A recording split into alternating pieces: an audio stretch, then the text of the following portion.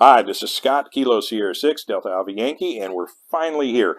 Finally kicking off the Operator Series for the Yaesu VX-6 radios.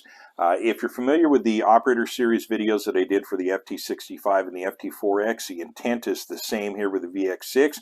In fact, probably even more important, because the VX6 is definitely marketed and used as an outdoor type radio, used a lot for SHTF stuff, used a lot in search and rescue and MCOM.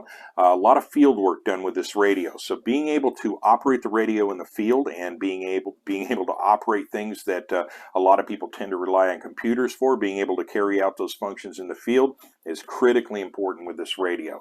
So just like with the FT65 series, we're going to be going over how to do all of the functions, switching from memory to VFO, how to program in a memory channel, how to save a memory channel, how to name a memory channel, how to assign a memory channel to a bank, how to name a bank even, and a lot of the other features and details within this radio, stuff that we didn't talk about with the FT65, things such as the auto-ranging transponder system, designated memory recall.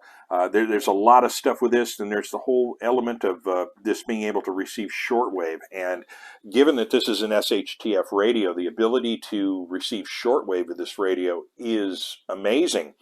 In terms of its capability to give you information, critical, important information that's outside of your geographical region. So we're even going to be doing a deal where I'm going to show you how to make a very simple center-fed dipole antenna that can be used for shortwave reception, because with the stock antenna or even with an aftermarket antenna, your reception is not going to be terrific. So I'm going to show you how to do that. There's a lot of things we're going to go into with this, so we're going to spend a lot of time with the VX6. But for today's video, this is going to be a basic operations video. Essentially, what I want you to consider this being is not unlike the first few pages of a typical instruction manual. We're going to go over the basic control surfaces, some of the basic key functions, some of the basic controls, little things like how to install and how to remove and install the battery, remove and install the antenna. We're going to talk a little bit about speaker mic connection and a few other details, but just kind of get you acquainted with the radio. If you want more information, of course, there is a detailed review video of this radio available on the channel that I did some time back. And I'll be touching on more kind of the same information, but in a little deeper perspective. So since this is a basic operations video, I think one of the first things we need to figure out is how do we turn this radio on? And this brings us to one of the first of many things that impressed the hell out of me about the VX6 radio, and that is this on-off button, which is this orange button that you see right here. Now, to turn this radio on, unlike what you see in a lot of other radios, for instance, the Anytone radio here, we have a volume control knob that also has a detent for on-off switch. One problem with that, though, is I have had it on at least 2 occasions, this radio in a pouch on a bag that I use for everyday carry, and I've had at some point or another something has bumped this knob and turned the radio on. And it turned it on just enough to where I couldn't hear it, but it was on for, I don't know, day, 2 days, long enough to cause the battery to be deader than a doornail when I pulled it out of the pouch the next time I needed it. So I'm kind of careful to check that now on radios that have this knob arrangement, but I will say I have to prefer this particular arrangement because it's not going to be too darn easy to accidentally turn this radio on or to turn it off, because it requires a deliberate long press of that button to turn it on and a deliberate long press of that button to turn it off. So we'll turn it back on.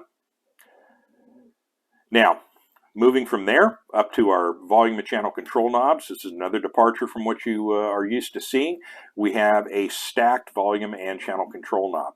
The smaller knob at the top is your volume knob. The larger knob at the bottom is your channel control knob.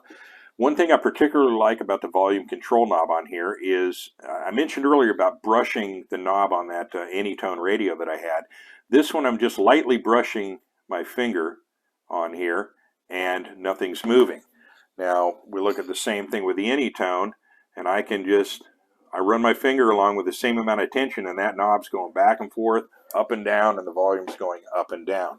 This has detents, distinct detents for each position on the volume control knob that resist brushing this thing down to a lower or higher level.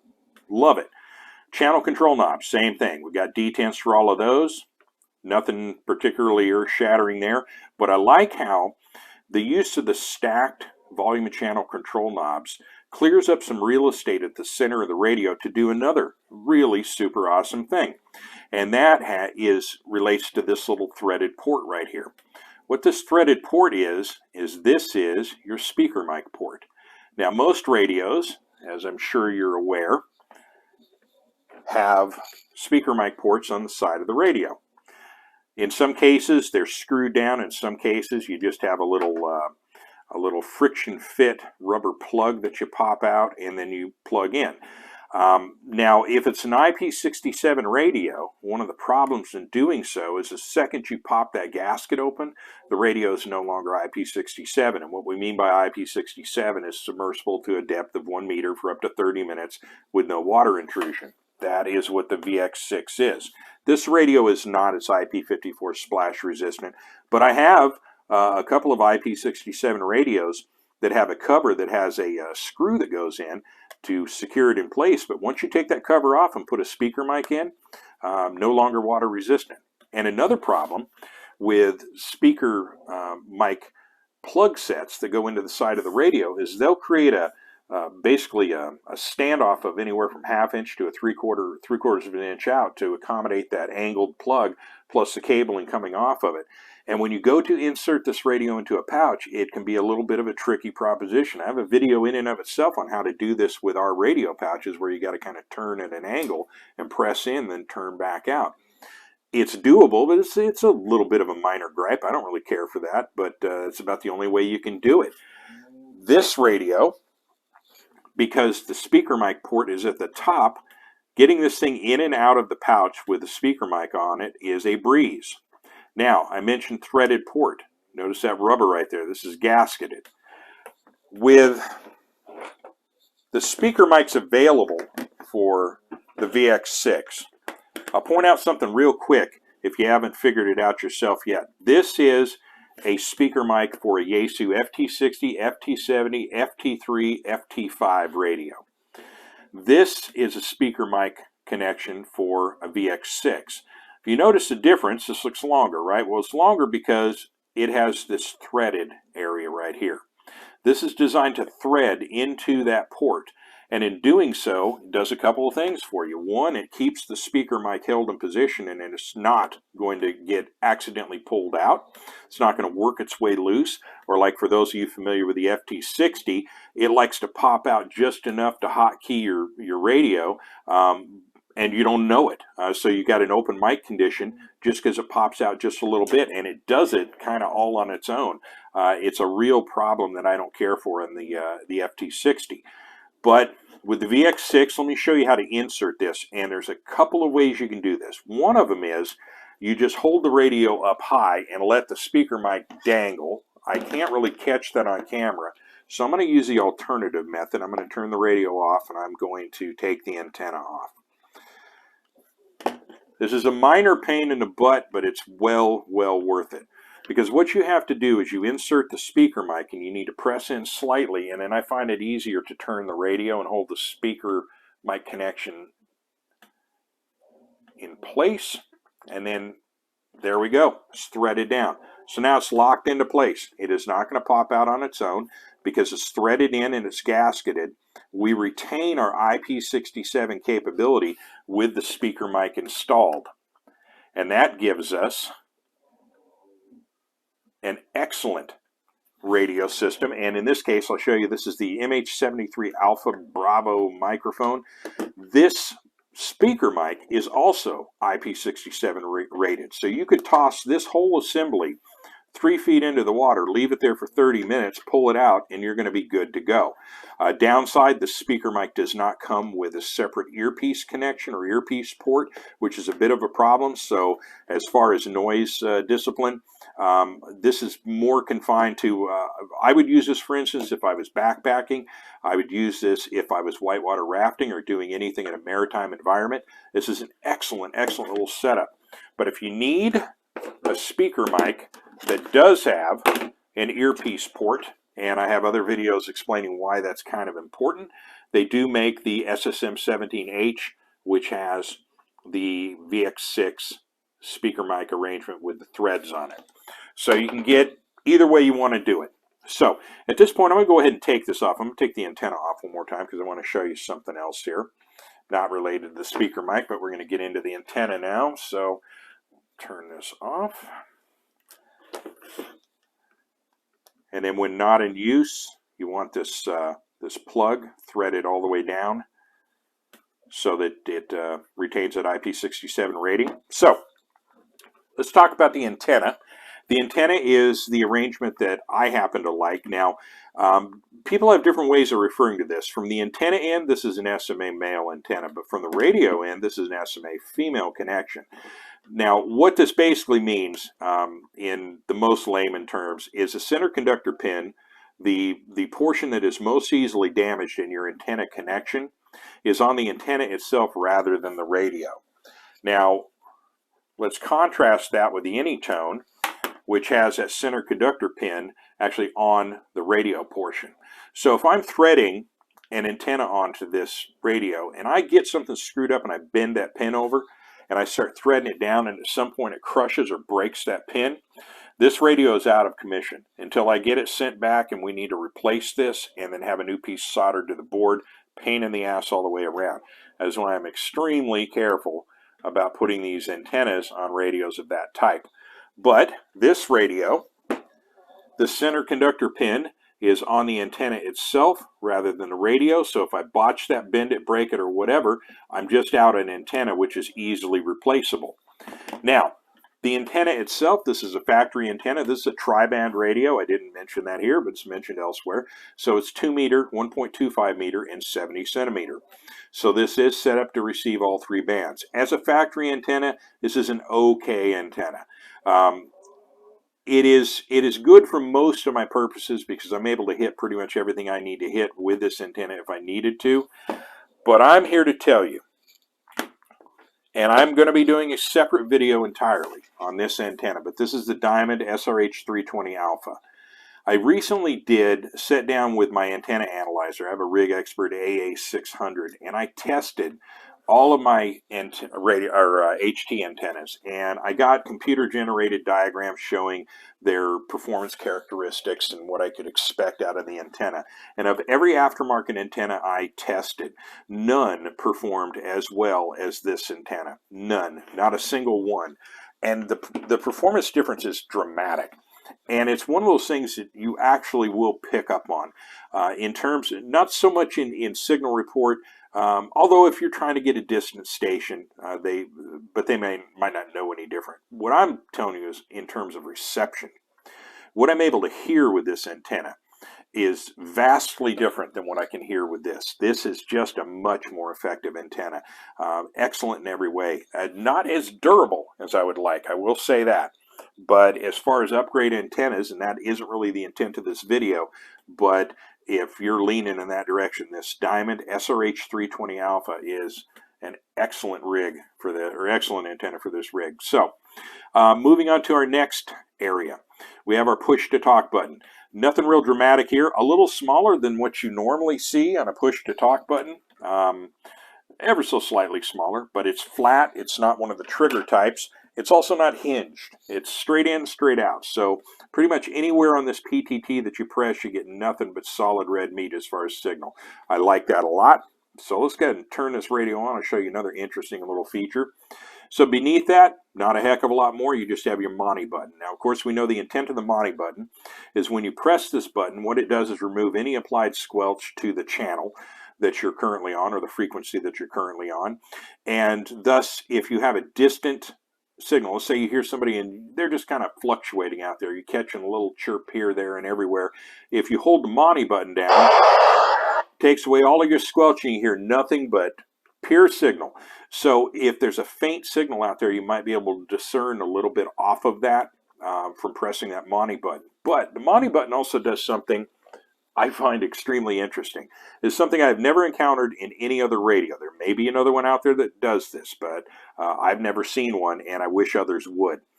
A lot of us use alphanumeric designators for our frequencies and channels and whatnot. So for instance, this right here, TCRC1, is Tulare County Radio Club, repeater 1. I know just from having programmed this in that this is our 2-meter repeater.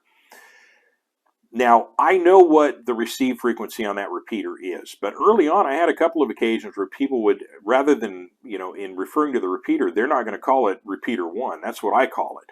I learned that their term for it was the 880 repeater. So I would get asked, are you on the 880 repeater? And I'm like, I got no clue. Well, I'll show you something interesting. When you press the Monty button, what it does is if you have a channel that's alphanumerically named, it's going to, when you press the Monty button, do that. What it does is it shows you the actual frequency. So if I'm on a channel that has a name assigned to it, so let's go to 223.880, 440.400. So that shows you the receive frequency for, in this case, this is a repeater. Kind of a clever little thing. I thought it was cool. So now moving forward, you'll notice, let me go ahead and do this here. So you see the red light there. This is our busy transmit button. Or rather light. When you're transmitting, obviously you get the red LED when it's receiving anything, and in this case, I'm getting nothing out because of these studio lights. So I'm not even going to get back a chirp from the repeater itself. But if you do receive something, it'll be coming in as green. So we talked about our on-off button. This button right here, I have people. I've heard some bizarre explanations for this. But this radio, just to let you know, this is a 2004 design. But you see a little 3-letter acronym right here, DMR. Now, a lot of you associate the term DMR with digital mobile radio. It is that is not the case. This is actually dedicated memory recall. What it is, it's a set of preset channels, just like you would do on the stereo in your car. You can set, I believe it's 10 channels, and you can press the DMR button with a corresponding number, and it'll take you to a channel that you have pre-programmed in as a designated memory recall. So it allows you to recall up to 10 memories. Moving down, we have our F key or FW key. In this case, the F key, that's always going to be your first step to getting to your set menu or doing a few other things. Now, looking at our FPP itself, something I'll tell you is just about every one of these keys here, as particularly in terms of the numbered keys, they have 3 potential functions. You have a short press, a long press, and then what happens if you press the F key and then that number. So you have up to 3 options for most of these keys that they'll carry out, and because of the compact nature of the key layout, that's actually pretty darn clever. As far as what each of these keys does, we'll cover that as we go along. Of course, the easy ones are our VM, which is our VFO or memory. We have our band, which is going to be related to our banks. And I can't wait to get to banks because they did something that initially I thought was overly complicated and silly on getting into their banks, but it turned out to be diabolically and innovative. Makes it really fast, actually, to move from banks and to adjust banks. And once you learn it, you'll wonder why they didn't use this on the rest of their radios as far as how to access your banks and then navigate from one bank to another. And in terms of banks, I believe, I'll have to double check the specs, but I think we have 24 available banks where you can allocate up to 100 memory channels. I don't like the 100 channel limitation, but okay, whatever. And of course, 900 memory channels. So that's I'll kind of leave the rest of the FPP or FPP keys alone for the moment, because as we go through, we'll be discussing what all of that stuff does. Doing it now, it would be kind of a waste of time. So another thing I'll point out here is the location of our mic port. Where the mic port is on the front of a radio is something you kind of have to pay attention to. And this came up just recently. I had somebody telling me that they were having a lot of difficulty with low audio with a particular radio. And what they were telling me was they were actually covering the mic port with one of their fingers when they were talking. And I couldn't figure it out. And the reason why was we hold our radios in different hands when we talk. I always hold my radio in my left hand. So if I'm holding my radio in my left hand, even if I wrap my mitts all the way around the radio, which I tend not to, I tend to hold it like this, I'm not coming close to covering that mic port. But there's another radio out there that has a mic port, actually right here. We're talking, I think it's the FT3, has a mic port down low right here. And what this guy was doing was the way he was holding it, like so, his finger was right over the microphone port. So he was actually covering it, and he has to make a conscious movement to get that finger out of the way. Their positioning here is pretty good. I don't see how you're going to cover that up with anything. Now, one thing people will bring up on IP67 radios is because of the membranes covering the speaker and the mic port itself, sometimes you can have audio issues in terms of either the reception audio or the quality of your audio going out. One nice thing about this radio, it does have a mic gain adjustment. So if that is an issue, you can adjust that mic gain up so it's a little more sensitive for you and you get out a little clearer. I've not had too many issues with this radio in that regard, but if you do, there's a solution for you. Now we come up to our actual speaker. It is an adequate speaker. It's not too bassy, but it's not too thin. It's just kind of right middle of the road. I don't really have too many complaints about this. It's certainly not something like an FT3 where that was an abomination. This is actually okay. It's not bad. I'm not going to say it's great because I have other radios that far surpass this. But for what it is, it gets the job done pretty effectively. So moving to the other side here, we have a covered port here, and this just does one thing, but it does one thing really well, and that is your external DC. Whether you're providing supplemental power through here or whether you're charging the radio, this is where it's done from. There is a cradle charger available for this radio, but where most people charge it, including me, is from that port right there, which means this is a radio that can be very effectively charged in the field without a lot of extra componentry being included. And that'll be one of the things I'll be covering in the operator series. Is I'll be setting up an actual plug set with Anderson power poles so that you can plug into a power box and charge this thing up in the field. Now, moving to the back of the radio, we have a belt clip. I don't know anybody that actually likes this belt clip. It's kind of goofy. There's no spring involved. It's just solid ABS plastic. It's designed to kind of hook into a pocket. It doesn't really do that all that well. So you want to be careful with this belt clip. Fortunately, one screw does it all and gets it out. There is a supplemental belt clip that takes the form of a stud that fits into an interrupted slot that connects to your belt. It's all right, but where I really like to work this radio from is from either a belt pouch or a MOLLE based pouch. And fortunately, you pull that clip off and this thing fits in there wonderfully. And again, getting back to that top ported speaker mic, you don't have issues getting the radio in and out of the pouch. Last thing we'll discuss here is going to be the battery. And the battery itself has a solid positive latch. I don't like those little, and a really bad example, I don't have it handy at the moment. No, I'll show it later. It's not that important, but some radios will have just a little tiny little latch here with a couple of little hooks that connect to the battery, or they'll be up high. You got a couple little hooks there. It's not a very positive system, and a lot of times you drop those radios on the ground, the battery flies off the radio, and in some cases the actual latch hooks break. This thing, again, solid, and I like it. Now, this battery there is a gasket on here, so when you go to take this battery off and take this battery out, you got to kind of get your fingernail in here, and you got to kind of pry it loose because it resists coming undone. And there is a gasket that works all along the bottom here. This time it didn't come out, but a lot of times it's right there all the way around. You want to make sure before you put the battery back in that hasn't popped out, because in the process of putting it back in, you can actually catch the edge and cut the gasket. So make sure that the gasket's tucked in all the way around here, and it inserts by just simply fitting in at kind of an angle. Press down until it stops, and then secure your latch. That quick. Now the battery itself is 1,250 milliamps. It's not a huge battery, but I will say, as batteries go, battery life on this is actually not that bad.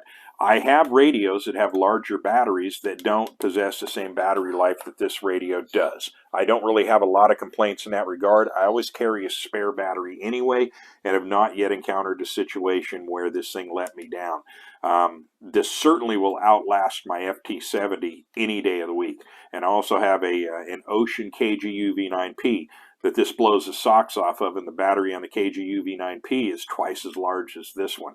Now I have a suspicion I got a bad battery because I have not heard that same thing from other folks, but I will say I'm not that turned off by either the size or the battery life on this thing.